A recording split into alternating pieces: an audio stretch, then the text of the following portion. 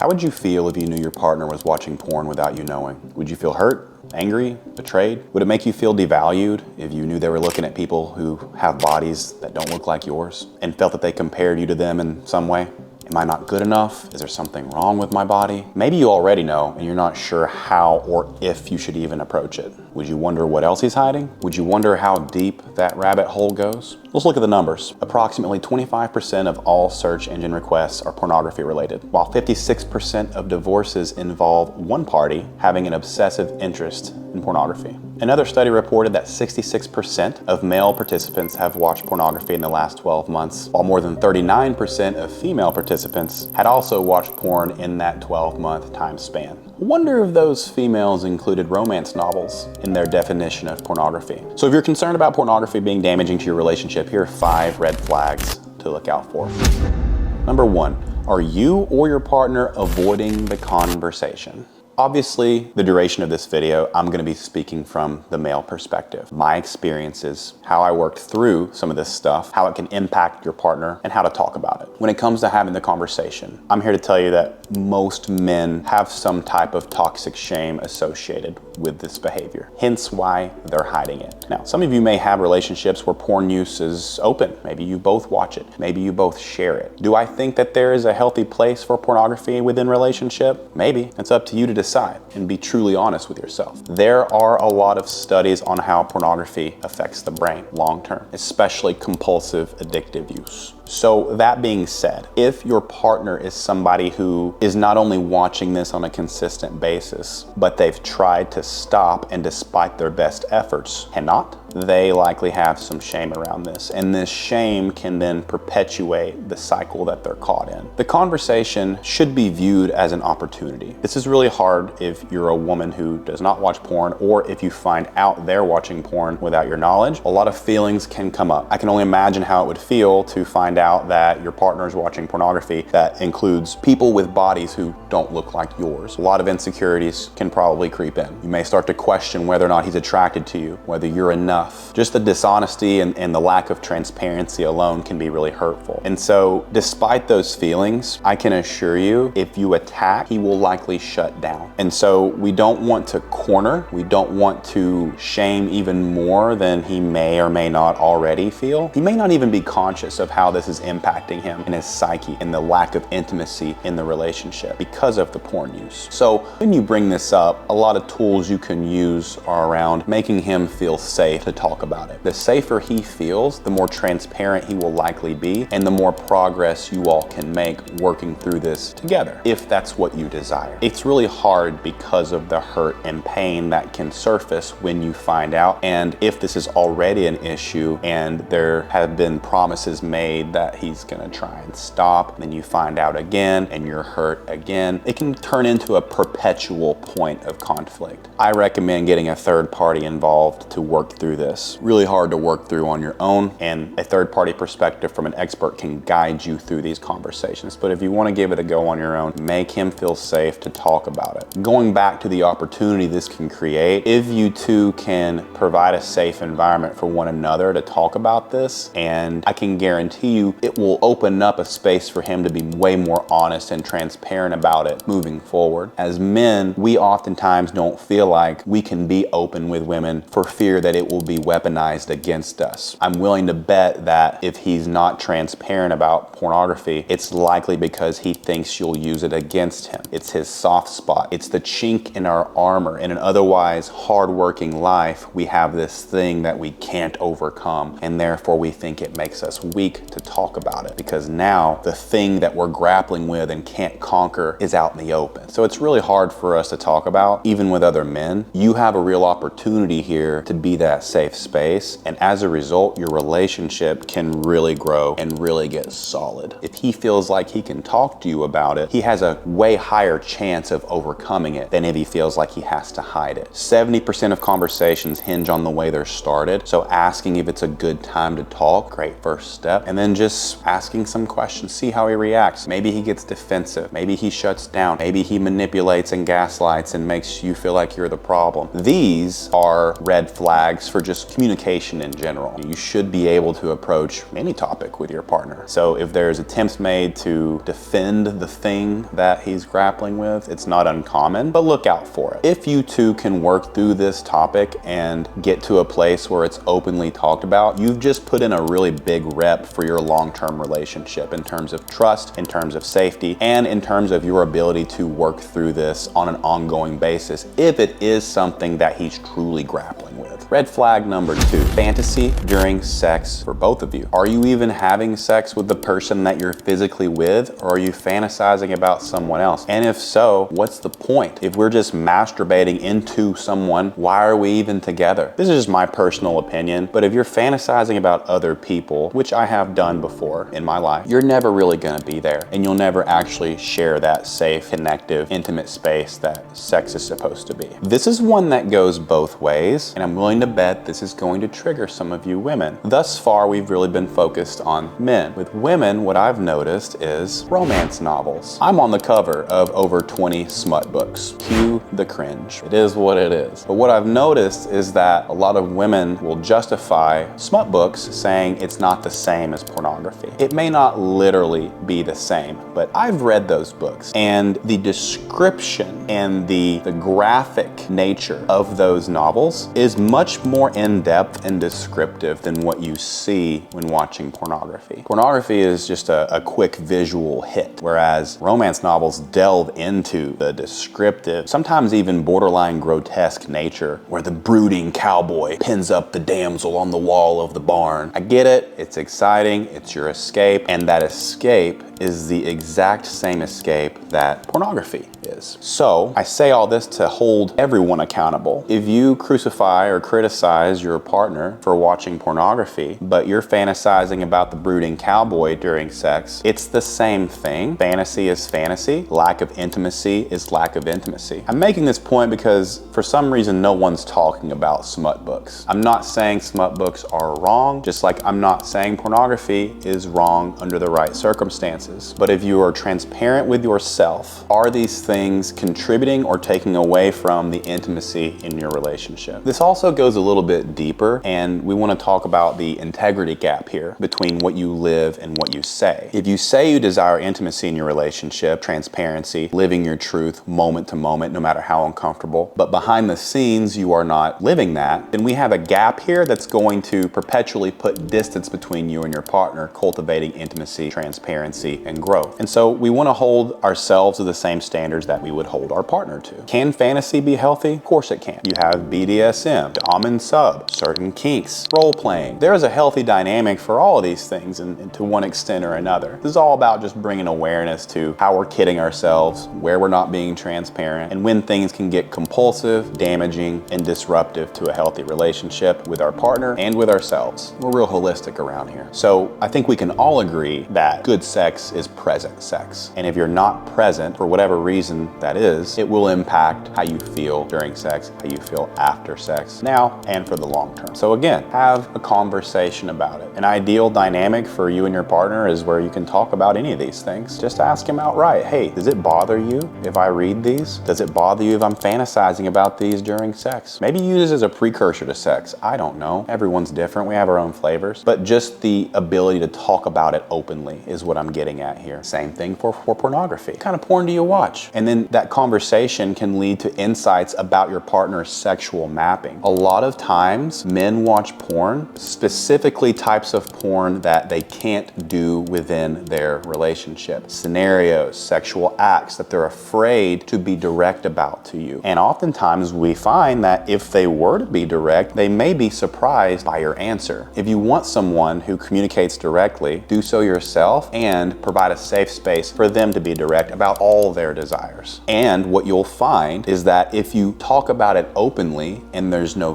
fear around it, you deflate the stigma or the draw to do it in the first place. Now you've created a dynamic where the forbidden fruit is now encouraged or safe, or it's at least been talked about and not shamed. And this may open up a whole new door of intimacy for you two to explore. There's too much shame associated with sexuality. And when we provide a safe space for someone to explore that and talk about it, perhaps for the first time in their life, it can deflate a lot of the problems associated with these things. All this brings me to red flag number 3, lying about it. This is where we get into my story. I didn't start watching pornography until I was about 20 years old. The first thing I ever watched was the Paris Hilton sex tape on dial-up internet in my parents' office with the door locked and my heart pounding, hoping no one opened the door. No one ever explained pornography to me. No one really knew the damaging effects back then. Pornography is something that has obviously taken a death grip on our youth, and it's been fast-tracked over the years. Now it's in the palm of our hands every day if we want it. And if we're not careful, it can escalate and lead to a lot of other things because of the dopamine response in our brains to such a highly stimulating thing. So for me, it wasn't until college where things really got out of hand. I was alone a lot. I didn't have a lot of friends. I had a lot of shame around that behavior. And so it became my way of coping with loneliness. And so a big part of this red flag is not only the lying, but where we look to soothe or cope with life using pornography. That's where this thing can get really dangerous, because if we were never given the tools to self-regulate and pornography becomes that low nutrient, calorie dense processed food that we grasp for in times of hunger, and for me this was loneliness and a deep desire for relationships, but an inability to cultivate those relationships or an unwillingness to. That's where things can get really hairy, because the thing that we use to soothe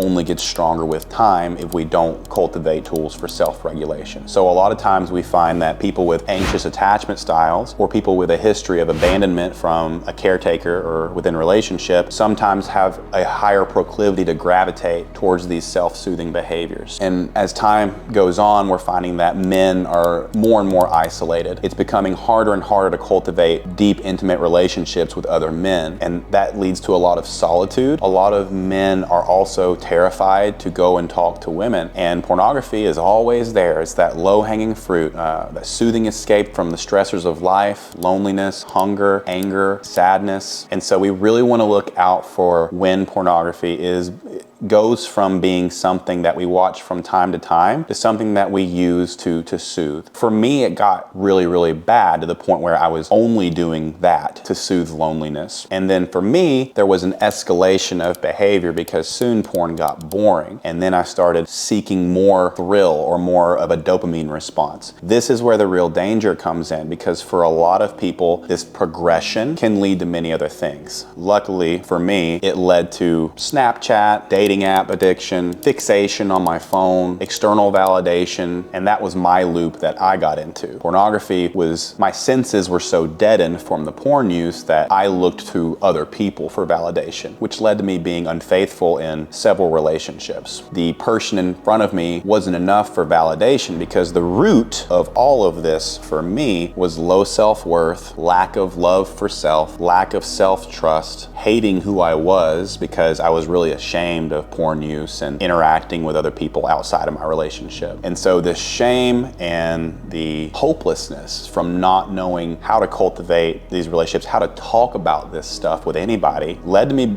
going to a very dark place. Because as we all know, the truth always comes to light, and my struggles with infidelity, porn use, all came to light, and I got caught. And at this point, this was around the time where my son was born, and I was faced with a choice. Either continue this path of perpetually lying to people and deceiving and manipulating. As we all know, lies just stack up and it becomes a house of cards that's impossible to maintain at a certain point, and it's exhausting even trying. I was living two lives. I was living the lie and I was living the good boyfriend. And so I was faced with a choice: either go down this road where I'm lying to everyone and living these two lives, or do the hard, slow, delayed gratification, deeply painful work of becoming the man I want myself son to be. I think we all know which road I chose, and I'm deeply grateful for that. A lot of times it takes a huge life calamity for someone to finally snap out of this type of compulsion. And I'm not telling this to scare anyone. I'm just being deeply vulnerable so that if you are struggling with it, you know you're not alone. And also tell you there is a light at the end of the tunnel should you choose to pursue it. Which brings me to red flag number 4, and one of the most polarizing of this entire video, the disease model versus addressing the root. This is just my experience. We're about to go deep here. A lot of times people will approach 12-step groups to get help with this kind of thing. This is called the disease model, the same model that AA follows, where this compulsion or this struggle is labeled as a disease that can't be cured. You're always gonna have this, and you gotta be in this group where we all identify as addicts, and there's no leaving these groups, and you can't survive without them. You must follow this set of rules or else. I don't want to get too polarizing here and say that 12-step groups don't help people. I think in the AA community, they're very helpful. Obviously, they've changed millions of people's lives and helped people recover from compulsions. I also think that multiple truths can exist, and I believe that there's not a one-size-fits-all approach. You have to do what works for you. And for me, those groups perpetuated the very thing that we were all trying to get better at. I think self-identity is really important. And if you identify as an addict over and over and over and over, how does that help you identify as somebody who does not succumb to these things? There's also the other side of this, the root struggle, which is I am not worthy, I'm not good enough, I hate who I am, and I do these things because of all of the above. My belief is that if more people did work like somatic therapy, IFS, internal family systems, healing instead of coping, which is the biggest problem with traditional therapy, and did more work around cultivating real relationships with other people, how to take care of themselves, those rooms would be close to empty. And that was the missing piece for me in those rooms. There weren't actual tools for healing versus coping. Two completely different things. And so I'm not demonizing any approach. I'm also not saying any one approach is best. I had to try multiple things in order to deal with my pull towards pornography. And I'd also be lying if I said I still didn't have urges or struggles to this day. And I also think that there's ways that we can do things that we once demonized in a different dynamic that can be healthy. Everyone is different. Human psychology is so complex, and to lock ourselves into one modality to try and heal would not be the best way to do it. Take what lands, discard what doesn't, but don't feel stuck into one approach if you or your partner is trying to heal this type of thing. I want to give you one last analogy on this one, which is the Thorn Story.